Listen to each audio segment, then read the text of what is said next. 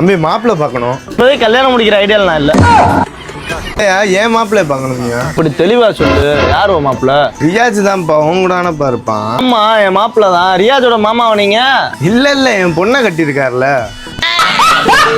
தெரியல, எங்க வெளியே போயிருப்பான். வந்துடும். இப்ப எங்க போயிருப்பா? அப்படி கரெக்டும் கேட்டு சொல்லிடுறேன். ஓ சரி. ரியாஜ் கல்யாணம் முடிஞ்சுன்னா நம்பவே முடியலடா. என்னைய விட்டுட்டு நீ கல்யாணம் முடிச்சிட்டீல. ஆனா அவன் வாழ்க்கையை முடிச்சு விடுறேன். வாங்க உட்காருங்க. ரியாஜ் நம்பி பொண்ணு கொடுத்தீங்க.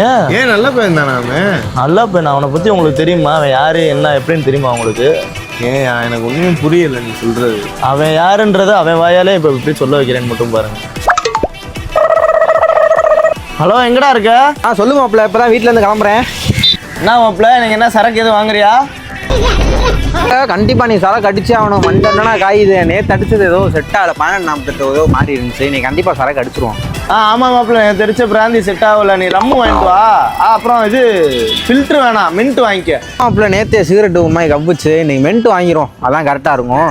சைடிஷு இந்த முறுக்கு சிப்ஸ்ன்னு போகாம இன்னைக்கு கொஞ்சம் கறி முட்டை இறங்கிரும் கொஞ்சம். சரி மாப்பிள்ள, எங்க சரக்கு அடிக்கிறது?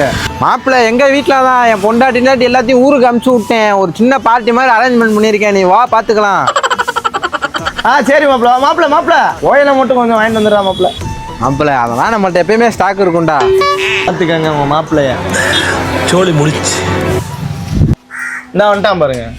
மாப்பிள்ள மாமா போலாம். மாமாவா? மாமா எங்கடா? ஊர்ல இருந்து வந்ததே என் மாமா என் பாட்டி காண்டிதான்டா. வச்சாடா ஆப்பு.